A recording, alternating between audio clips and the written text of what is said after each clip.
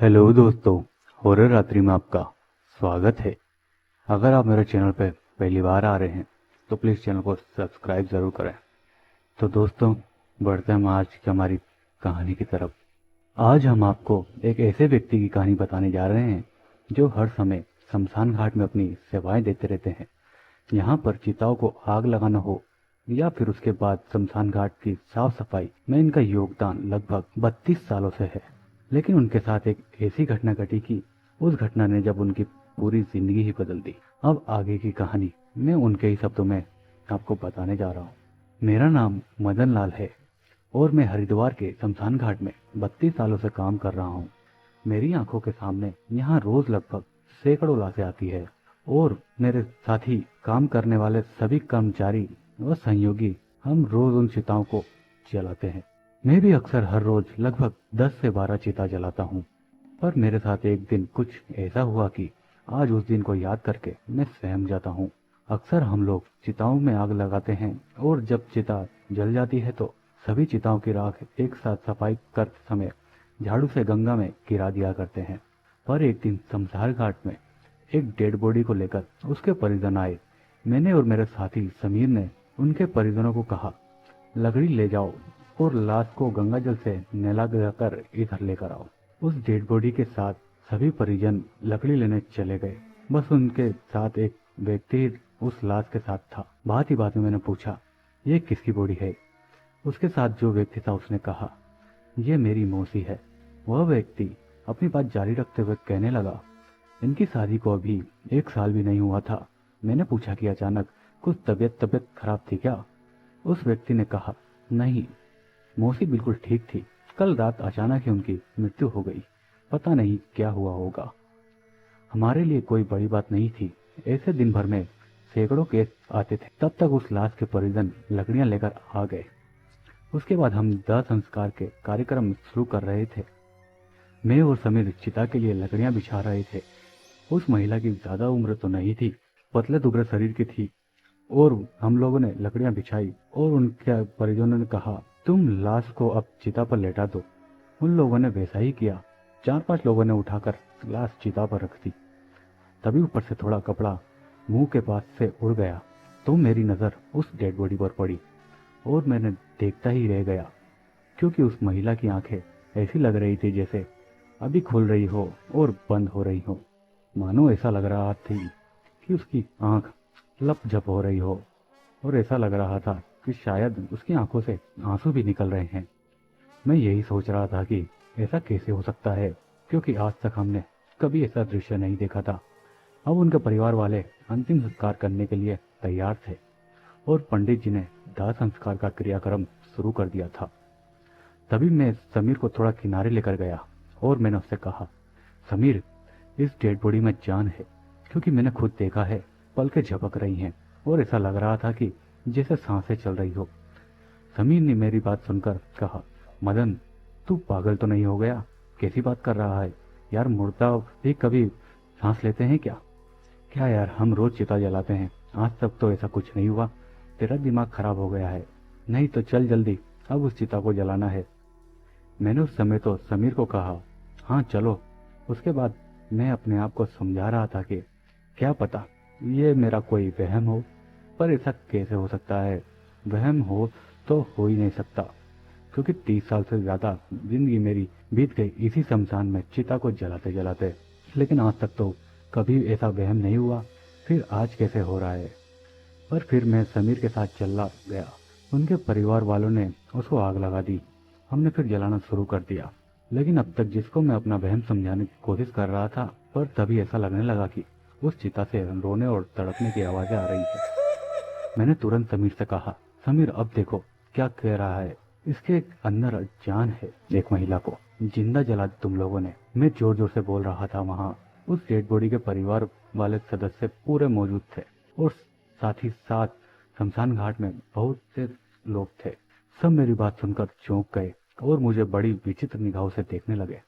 उनके परिवार के लोग तो वैसे ही दुखी थे, इसलिए वो मुझे कहने लगे, अरे क्या हो गया आपको? आपको शर्म नहीं आती ऐसा मजाक करते हुए? हम वैसे ही इतना परेशान हैं और आप हमारी भावना का मजाक उड़ा रहे हैं। हम पर ऐसे ही दुखों का पहाड़ फूट पड़ा है पर आप ऐसी जगह पर ऐसा गंदा मजाक कर रहे हो। उनके परिवार के लोग मुझे पागल या नशेड़ी बता रहे थे, लेकिन सच बताऊं तो मुझे उस महिला की आवाज़ उस समय बहुत तेजी तेजी सुनाई देने लगी। ऐसा लग रहा था मानो वो दर्द से कराह रही हो।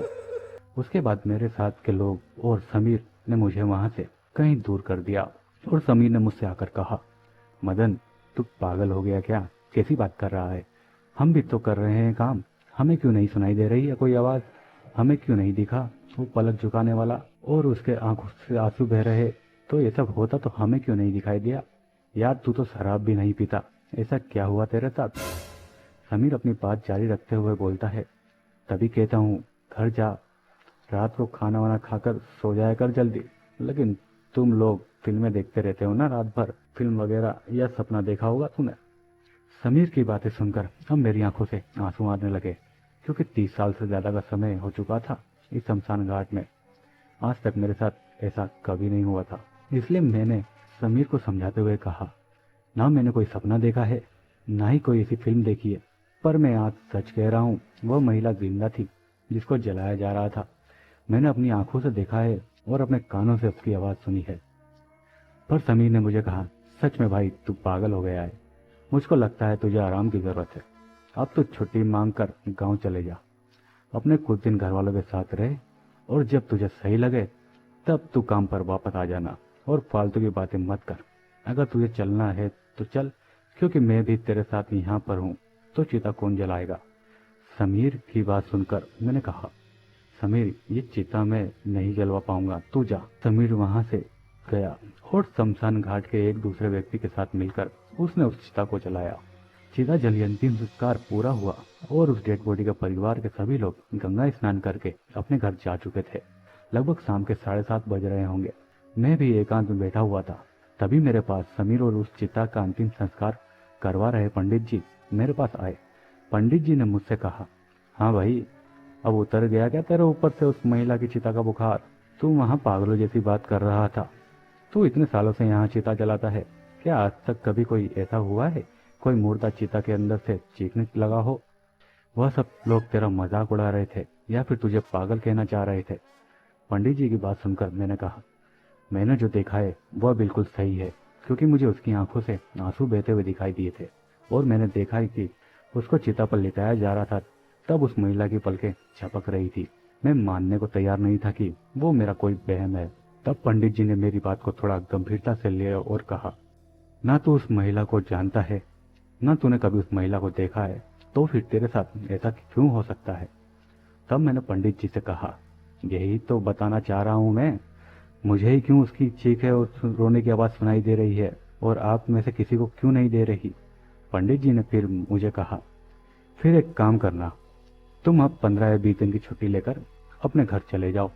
तुमने काफी समय से छुट्टी भी नहीं ली है, लगातार काम कर रहे हो, थोड़ा आराम कर लो, फिर काम पर वापस आ जाना। चलो अब सफाई करवा दो, अब टाइम खत्म हो गया है। मैंने पंडित जी से कहा, हाँ ठीक है, क्योंकि शमशान घाट में 8 बजे के बाद कोई भी चिता जलाई नहीं जाती। 8 बजे से साफ सफाई करके घर चले जाते हैं और हम लोगों को सुबह 7 बजे यहाँ वापस आना होता है। उसके बाद हम काम पूरा करके अपने अपने घर चले गए।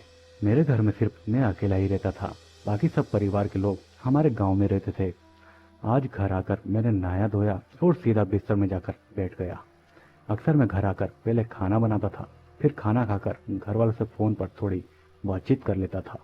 पर आज मेरे साथ दिन में जो घटना घटी थी, उसकी वजह से मेरा मन आज थोड़ा बेचैन था। इसलिए मैं आज शमशान घाट के ढाबे पर ही खाना खाकर आ गया था। अभी बिस्तर पर लेटे हुए बस मैं यही सोच रहा था कि आज ये क्या हुआ मेरे साथ।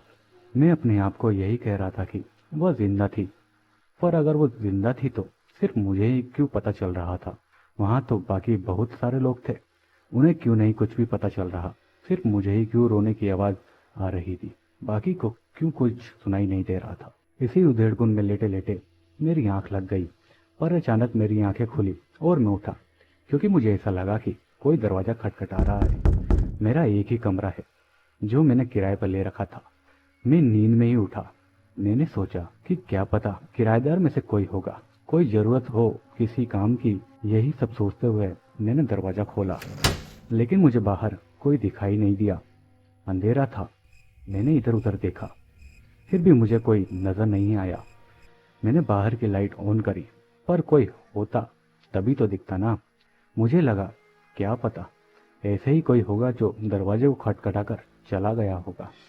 मैं जैसे ही वापस अंदर जा रहा था, तब मुझे ऐसा लगा कि जैसे कोई मेरे पीछे खड़ा है।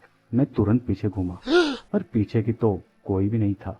मैं दिन भर से वैसे ही परेशान था, इसलिए मैं ज्यादा न सोचते हुए जैसे ही दरवाजा बंद करा तो मुझे ऐसा लगा कि बाहर कोई चल रहा हो। किसी के पायल की आवाज आ रही थी। ऐसा लग रहा था कोई मेरे कमरे के दरवाजे पर ही खड़ा हो और इधर उधर टहल रहा है। पायल और चूड़ियों की आवाज बड़ी तेज से आ रही थी। मैंने तुरंत दरवाजा खोला और लाइट जलाई, और जैसे ही बाहर देखा, लेकिन बाहर कोई भी नहीं था। यह मेरा वहम है क्या, मैंने यही सोचा। पर वो वहम कैसे हो सकता है? मैं अपने पूरे होशावास में खड़ा हूँ। मैं यही सब सोच रहा था कि अब चाहे कोई भी हो, मुझे क्या। गुस्से में मैं अंदर आ गया और मैंने अपना दरवाजा बंद कर दिया, लाइट का बटन भी ऑफ करा और फिर जाकर अपने बिस्तर में लेट गया। लगभग 15 मिनट बाद फिर ऐसा लगा कि कोई दरवाजे की बड़ी जोर जोर से खटखटा रहा है। अब की बार खटखटाने की आवाज बड़ी तेज तेज आ रही थी और ऐसा लग रहा था कि कोई आवाज भी मार रहा है। आवाज साफ साफ समझ में तो नहीं आ रही थी, लेकिन इतना था कि वह कह रही थी कि मदन दरवाजा खोलो मदन, जल्दी खोलो।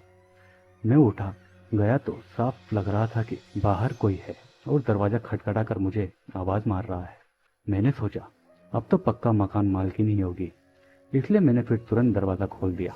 लेकिन मेरी आंखें फटी की फटी रह गई, क्योंकि अभी भी बाहर कोई नहीं था। बाहर इस रात में पूरा सन्नाटा पड़ा हुआ था। लेकिन फिर भी मैंने बगल के कमरे में मकान मालिक को आवाज मारी और दरवाजा खटखटाया। उन्होंने दरवाजा खोला और नींद में ही कहा, क्या हुआ मदन? मैंने जवाब देते हुए कहा, आंटी आपने मुझे आवाज मारी थी क्या? आंटी ने कहा, नहीं तो, मैं तो सो रही थी, बाकी लोग भी इस घर में सो रहे हैं, किसी ने नहीं बुलाया। क्यों, क्या हुआ? आंटी का जवाब सुनकर मैंने कहा, नहीं आंटी, मुझे ऐसा लगा कि किसी ने आवाज मारी, मुझे लगा कोई घर का होगा। आंटी ने फिर कहा, नहीं ऐसा कुछ नहीं है। ऐसा बोलकर आंटी चली गई अंदर और उन्होंने अपना दरवाजा बंद कर लिया। मैंने कहा, हाँ ऐसा ही हुआ होगा, क्या पता। मैं भी अपने कमरे में आकर अपने दरवाजा बंद कर लिया और मैंने फिर जाकर अपने बिस्तर में लेट गया। लगभग 7 या 8 मिनट ही हुए होंगे। ऐसा लगा जैसे कमरे के अंदर ही कोई टहल रहा हो। किसी के पायल की आवाज और चूड़ियों की आवाज अब थोड़ी थोड़ी आने लगी थी। इन आवाज को सुनकर मैं थोड़ा सहम सा गया। 32 सालों से जो मैं लाशों को जला रहा था, मुझे कभी ऐसा डर नहीं लगा जैसा डर आज मुझे लग रहा था। मुझे ऐसा लग रहा था कि कोई महिला इस कमरे में है और इधर उधर टहल रही है। तभी मेरे मन में पता नहीं क्या आया और मैंने बोलना शुरू कर दिया। मैंने कहा, कौन हो तुम, कौन हो? पर ऐसा बोलने के बाद भी मुझे कोई जवाब नहीं मिला। लेकिन थोड़ी देर बाद पायल और चूड़ियों की आवाज जो मुझे आ रही थी वो सब बंद हो गई। उसके बाद मैं अपने बिस्तर पर ही लेटा हुआ था। तभी मुझे ऐसा महसूस हुआ कि कोई मेरे बिस्तर पर मेरे बगल में लेट गया हो। मैंने कंबल ओढ़ रखा था, तभी मुझे ऐसा लगा किसी ने मेरा कंबल दूसरी तरफ खींच लिया। मैं एकदम झटके से उठा और मैंने अपना कंबल तुरंत हटाया, लेकिन पलंग पर कोई नहीं था। मुझे लगा हो ना हो यह दिन वाली घटना का ही असर हो रहा है। पर ऐसा ही करते करते पता नहीं कब रात में मेरी आंख लगी और मैं सो गया। लेकिन सुबह मैं उस दिन थोड़ा लेट से उठा। अक्सर मैं सुबह 5 बजे उठ जाता था, नाश्ता वगैरह करके खा पीकर मैं फिर शमशान घाट की तरफ निकलता था। लेकिन उस समय मैं 8 बजे तक सोया। पर मुझे उस दिन काम पर तो जाना ही था, इसलिए कोई ऐसी दिक्कत नहीं थी, क्योंकि आज तो मुझे अपने गांव जाना है, ना कि काम पर। कल तक मैं सोच रहा था कि नहीं लोगों को कहने दो, पर मैं तो काम पर जाऊंगा। लेकिन आज मैंने भी सोच लिया था कि अब मुझे गांव जाना है। रात को जो कुछ भी हुआ मेरे साथ वह सब मुझे बहुत परेशान कर रहा था, इसलिए मैंने अपना थोड़ा सामान पैक करा और आंटी को कहा, आंटी मैं गाँव जा रहा हूँ। आंटी मेरी बात सुनकर हैरान थी कि अचानक मैं गाँव क्यों जा रहा हूँ।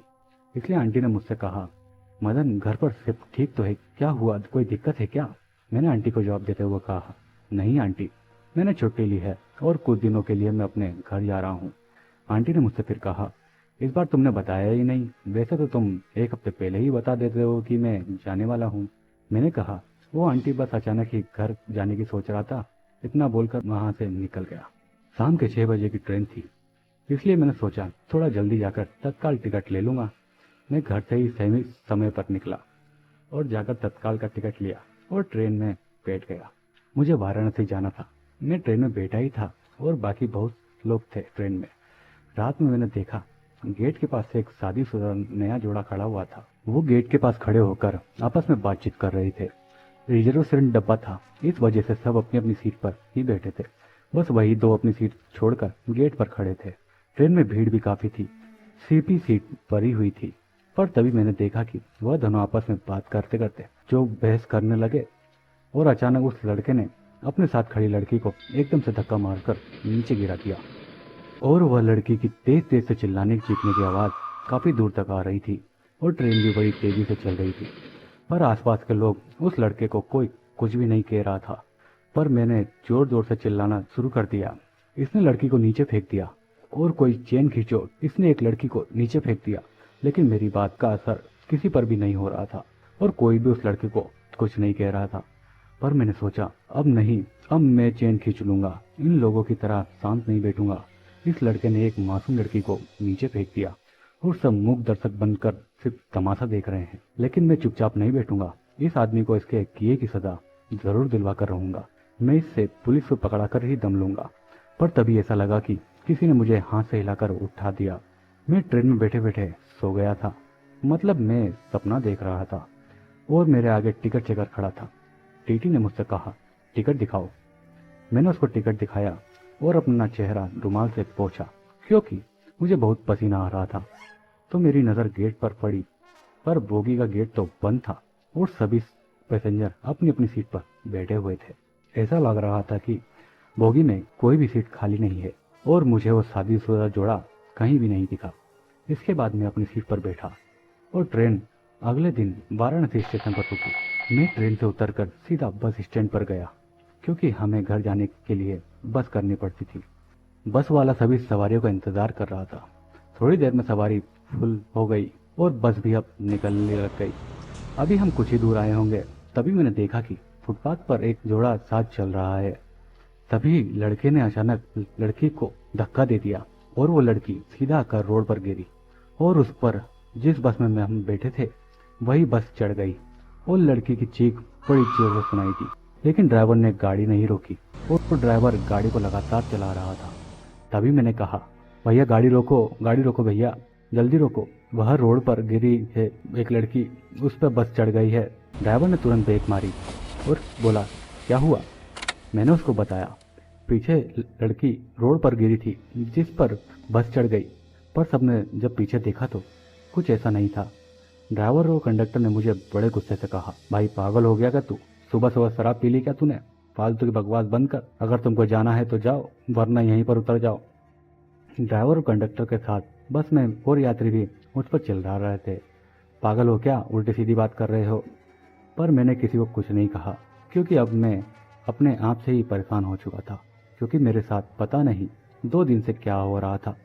पहले शमशान घाट, फिर घर पर, फिर ट्रेन में और अब इस बस में। कहीं पर भी बैठते ही ऐसा दिखना मैं अपने आप से ही लगातार सवाल कर रहा था कि आखिर क्या हो रहा है। तभी ये मुझे उतरना था, वो जगह आ गई। बस कंडक्टर आया। कंडक्टर ने मुझसे कहा भैया उतर जाओ, पर मुझे कंडक्टर की बात सुनाई नहीं थी। शायद मैं नींद में था, इसलिए कंडक्टर ने मुझे हाथ से हिलाया और कहा भैया आपका स्टॉप आ गया। इस बार मैंने कंडक्टर की बात सुनी और कहा हाँ अच्छा। उसके बाद मैं अपना सामान उठाया और बस से उतर गया। पास ही में हमारा गांव था, इसलिए मैं पैदल ही निकल गया। मैं पैदल चलते चलते बस वही सब बातें सोच रहा था जो सब घटना मेरे साथ 2 दिन से घट रही थी। यही सब सोचते हुए मैं अपने घर पहुंच गया। घर में मेरे पिताजी, मेरी माता और मेरी पत्नी, मेरे 2 बच्चे मेरा इंतजार कर रहे थे। मैंने सबको देखा और तुरंत अपने पिताजी के पास जाकर उनसे लिपट कर रोने लगा। मैं बड़ी तेज तेज से हिचकी लेकर रो रहा था। तब मेरे पिताजी समेत घर के सभी लोगों ने मुझसे संभाला और मुझसे पूछा क्या हुआ। मैंने अपने साथ घटी सारी घटना उन सभी को बता दी। मेरे पिताजी ने कहा तुम नहा धोकर पहले खाना खा लो, फिर थोड़ा आराम कर लो, सब ठीक हो जाएगा। उसके बाद मैं नहा धोकर खाना पीना खाने के बाद मैं लेट गया और शाम को तब 5 बजे मेरी आंख खुली। पूरा दिन मैं लेटा रहा था। शाम को मैंने अपने पूरे परिवार के समेत साथ बिताया, बातचीत करी और सब मिलकर बहुत अच्छा लग रहा था। बड़े दिनों बाद मैं अपने परिवार के लोगों के साथ मिल रहा था और रात का खाना पीना खाकर सब सोने के लिए अपने अपने कमरे में चले गए। मैं भी अपने कमरे में चला गया। थोड़ी देर में मेरी पत्नी भी आई और हम लोगों ने काफी देर तक बातचीत करी और फिर हम लोग सो गए। अचानक रात को मेरी आंखें खुली। ऐसा लग रहा था जैसे बाहर से कोई दरवाजा खटखटा रहा है। मैं उठा और दरवाजा खोला और बाहर देखा तो मेरी पत्नी खड़ी। मैंने उससे कहा, तुम कैसे बाहर आई? अभी तो तुम अंदर ही थी मेरे साथ। मेरी पत्नी कुछ नहीं बोली और गांव में सड़क की तरफ भागने लगी। मेरी पत्नी की पायल की आवाज़ बहुत तेज तेज खनक रही थी।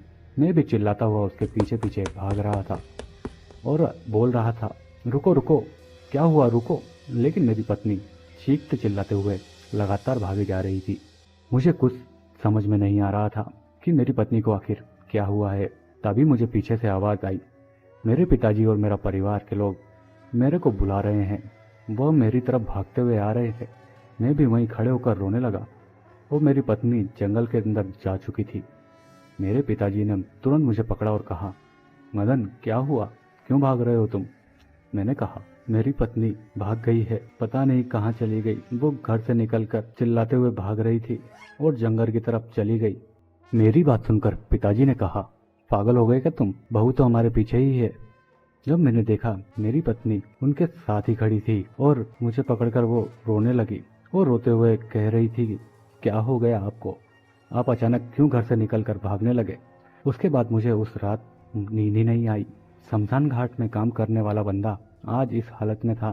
सोच लो वो रात कैसे बीती होगी कि अगले दिन मेरे पिताजी मुझे एक तांत्रिक बाबा के पास लेकर गए। उन्होंने झाड़ फूक और पूजा वगैरह करी और मेरे से सब कुछ पूछा कि बताओ क्या हुआ था आपके साथ। मैंने शुरू से सारी घटना बाबा को बताई। बाबा ने मेरे गले में एक ताबीज बांधा और हाथों में मंत्र पढ़कर एक धागा बांध दिया। बाबा ने बताया कि उस लड़की की आत्मा तुम्हें कुछ बताना चाहती है।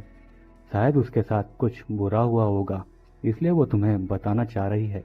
बाबा की बात सुनकर मैंने कहा, बाबा मैं 32 साल से शमशान घाट में चिता जला रहा हूँ, पर आज तक तो मेरे साथ ऐसा कभी नहीं हुआ।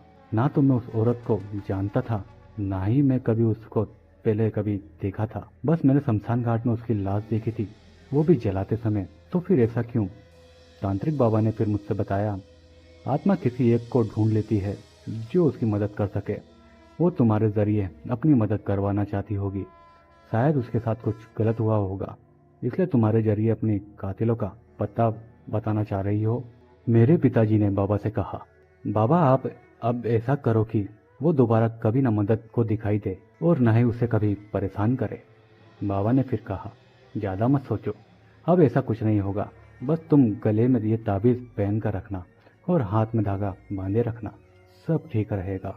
उस दिन से मुझे ऐसा कुछ भी एहसास नहीं हुआ और मैं लगभग 2 महीने तक अपने गांव में ही अपने परिवार के साथ रहा। उसके बाद मैं वापस आकर शमशान घाट में वापस नौकरी करने लगा। अब मैं हर रोज़ करीब 10 से 12 चिता जलाता हूँ, पर मुझे वो एहसास कभी दोबारा नहीं हुआ। तो दोस्तों, उम्मीद है ये कहानी आपको ज़रूर पसंद आई होगी, और अगर पसंद आई है तो प्लीज़ चैनल को सब्सक्राइब करके बेल आइकन ज़रूर दबाएं। तो आज की कहानी में सिर्फ इतना ही। मैं मिलूंगा आपसे अगले एपिसोड में। तब तक के लिए bye bye and take care.